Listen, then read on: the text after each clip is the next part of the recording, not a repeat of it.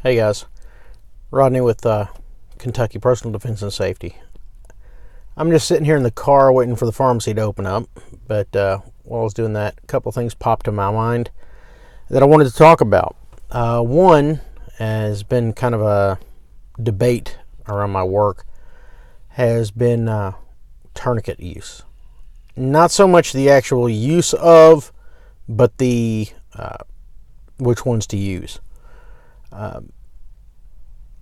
My biggest argument that I use on people, or I should say advice, is you need a good one.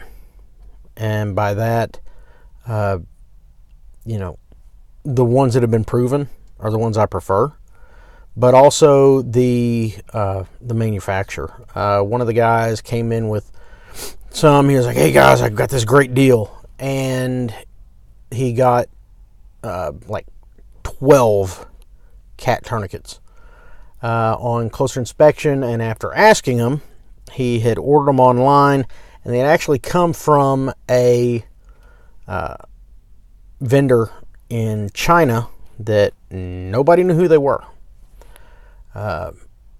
We used them around, a couple of them around the station for training purposes, and sure enough, one of them broke before we got it anywhere close to tight enough to even cut off the circulation in my arm. So, buyer beware. So, how do I rectify that? Well, I recommend a very simple deal is only buy tourniquets from a respectable vendor. The cat tourniquets I recommend, I get them from North American Rescue. In particular, I think it's the Gen 7, I think. The SAM tourniquets, they actually work pretty well from what my experience with them.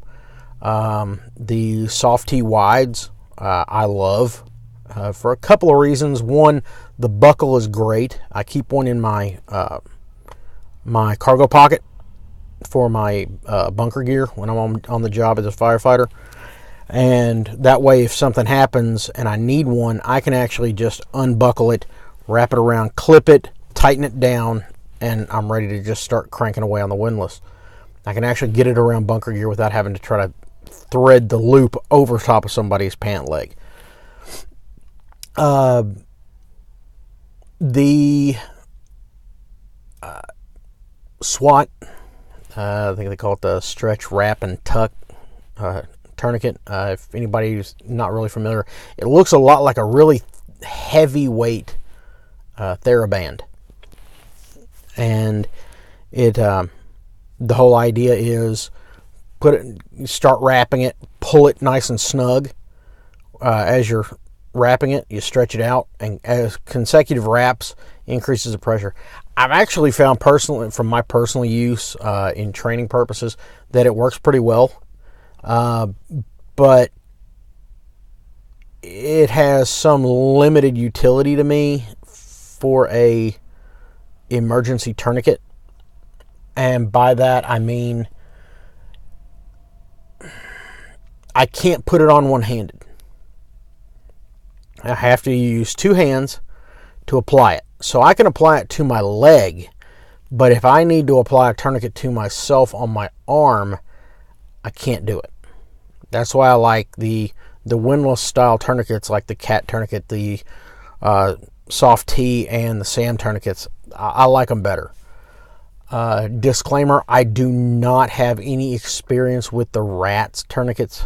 I plan on getting one here in the near future to kind of play with. I've heard mixed reviews from people that I know who've used them, but I like getting all the toys and playing with them to see what I like.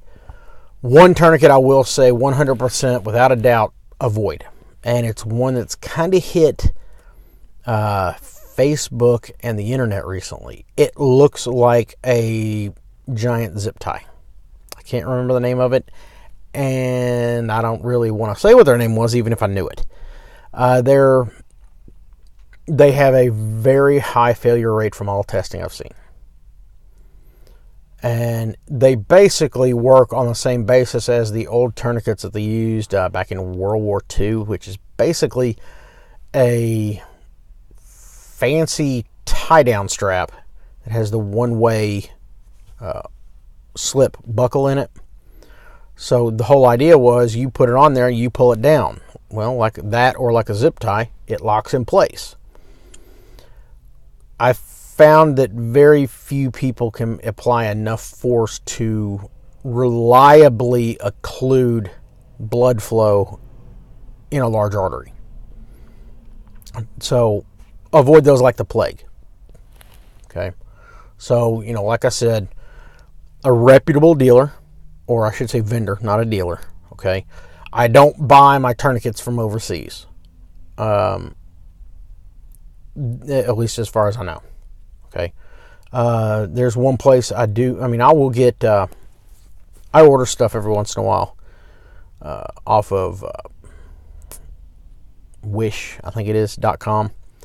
And I have ordered a couple of tourniquets off of there, the cat style tourniquets, but those are colored the way I want them, and they are not used for anything except for training purposes.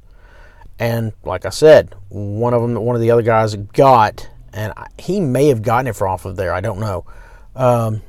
It failed, and that's not cool. So any of them that I get off of there, I intentionally order in either an orange or a blue or some other off color from what I carry on my equipment, so that I know that those are nothing but training tourniquets.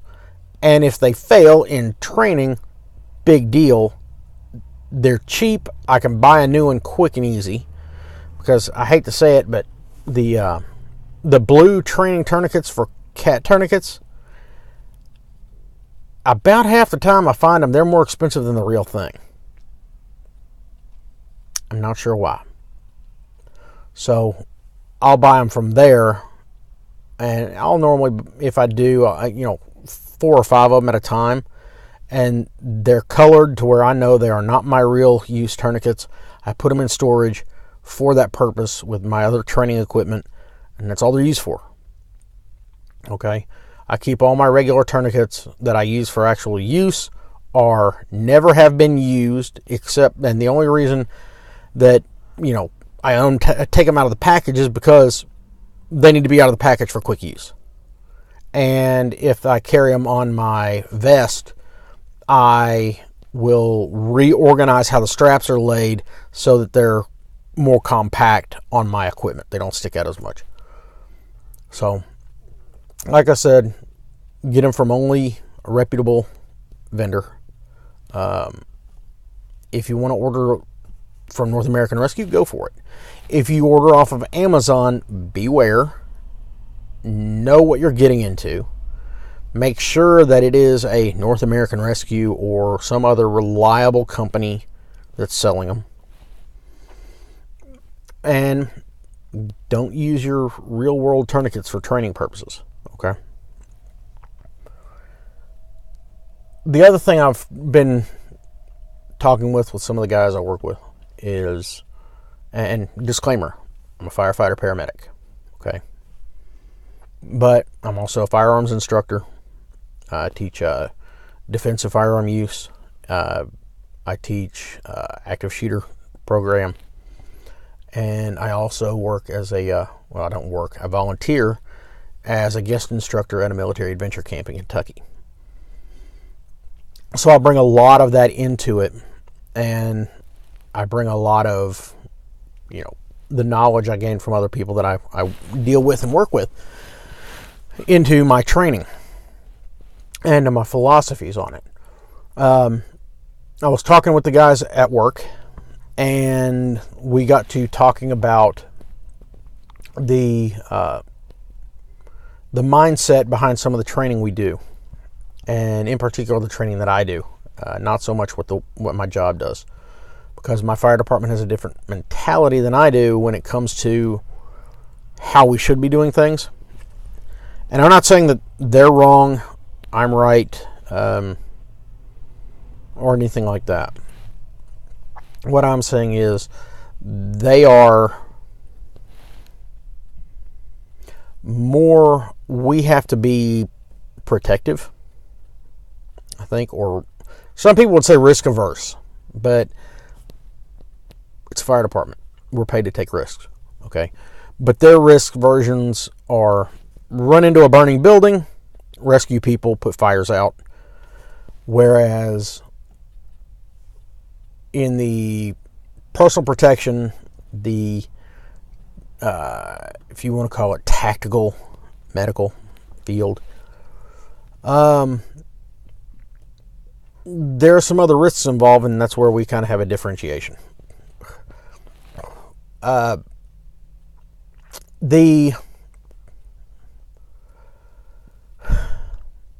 The problem is, like the fire department and some of the guys on the fire department, and they're all great guys. Don't get me wrong. Okay, we have a difference of opinion on this.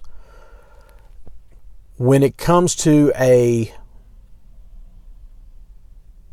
threat, an active, whatever you want to call it, active killer, active aggressor, even something as simple as a possible assault situation. The policy is for us to stand by and wait for the police to secure the scene. Now that changes when it's an active shooter scenario. The policy then is we have a group of medics and EMTs who are trained to go in as part of what's called a rescue task force, which were the ones that have body armor and lots of tourniquets, lots of quick clot, lots of, chest seals and needles to decompress chests and stuff like that. Well, the way we operate is the police are going in after the bad guy, except for a couple of cops, and their job is to protect us while we go in with them. The problem is the department doesn't want us to be armed as well. And I don't like that, personally. From a person who I spend most of my life staying armed at all times. And I train to be armed. I train for defensive firearm use. And I don't want this to sound bad, because it's nothing against the police at all. Because 99.9% of all cops are top-notch guys who have nothing at all that is anything but great. Honorable, they want to do the best they can. Okay? The problem with it is I want to be responsible for my own safety. So they say, nope, Rodney, you can't have your gun. You're going into this situation, which technically it's not what they classify as the hot zone, which is where the piece of crap is with the gun trying to kill people. But who knows? Could be a guy lying in wait. I mean, a lot of our training is for the guy lying in wait scenario. Okay? We go in, the police do a quick secure of a room, tell everybody to get down, blah, blah, blah. We go in and we're actually the ones searching people. If a piece of crap decided he wanted to hide among the innocent victims and wait for us, he'd have free reign. He could just pull a gun and start shooting us.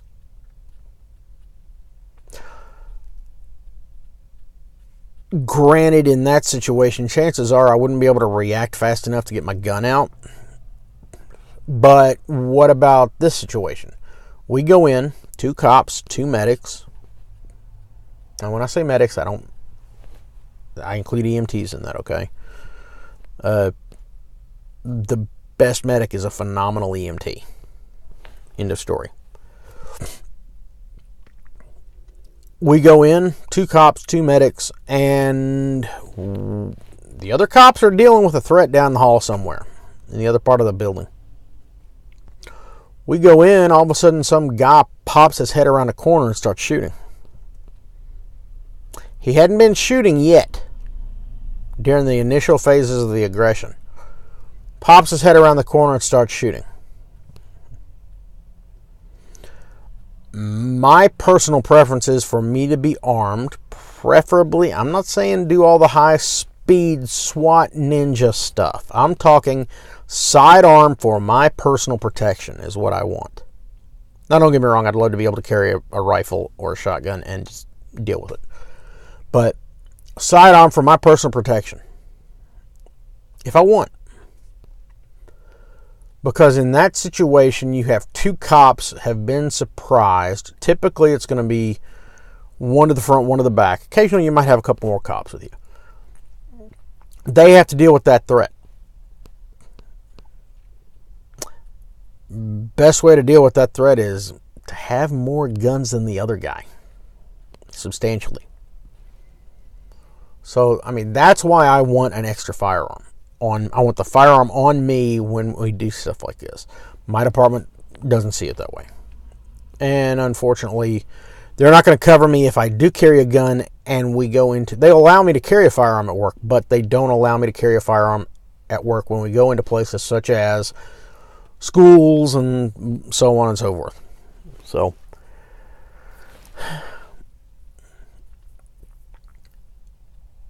I understand their concerns about it in that they say, oh, well, the police are paid to carry firearms. The police are trained to use a gun. The police spend time and they qualify.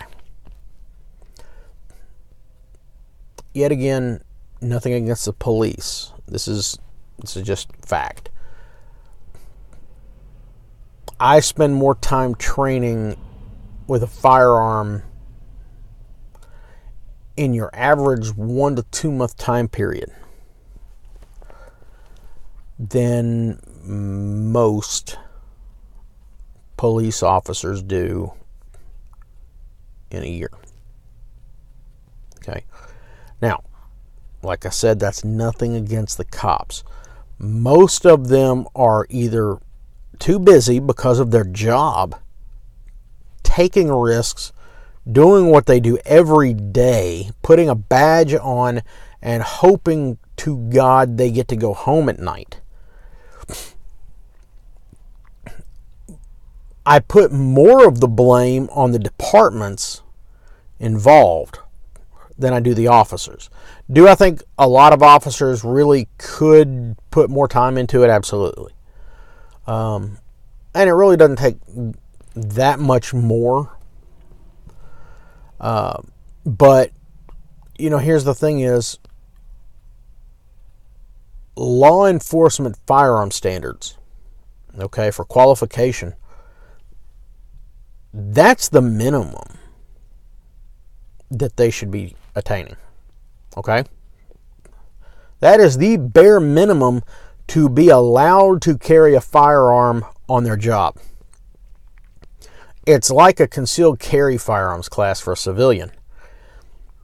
And I'll use Kentucky for example. The standard Kentucky program is, the qualification is 7 yards, 20 rounds on a B-21 silhouette. And when I'm talking the B-21 silhouette, I'm talking the one that's actual human size. It's huge. 11 out of 20 rounds have to hit somewhere within the drawing of the silhouette. You can hit the earlobe. It counts. Okay? That is a bare minimum score. And when I teach, I develop my own program. When I teach it, one, I use a smaller target. I use the same distance and the same round count, but I really push for people to attain a much higher score. And then I push for them to, after that, congratulations, you've qualified for a concealed carry license through the training. You get your license. Now you have a license to train more. And I look at law enforcement qualification pretty much the same way. It should be, congratulations, you have met the bare minimum requirement to carry a firearm for your job. But you need to go farther. And unfortunately, some firearms is kind of on the back burner for a lot of law enforcement agencies. It's not as important. And I understand that, community service, dealing with the community, relations, and so on and so forth, investigative techniques and so on. That's important. Not saying it's not. Okay. But when the chips are down, kind of need the weapon skills.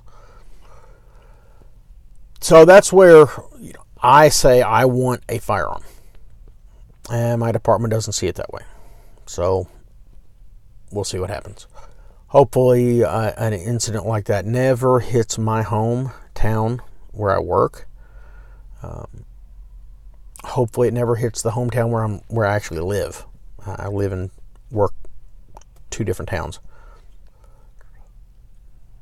I hope an active shooter incident never happens again inside inside anywhere in the world. But I'm a realist. I know it'll happen. But, some of the guys at work disagree with me on the firearm issue as far as carrying one. Most of the guys at my immediate station agree with me. But, if they don't agree with me, that's fine. I mean, that's what makes this country great, is we can have different opinions. So, but I just wanted to get that out while I was kind of sitting here waiting for the pharmacy to open up, like I said. If you have any questions, hit us up on the Facebook page, Kentucky Personal Defense and Safety. Any comments, any ideas you want further video or articles or anything like that.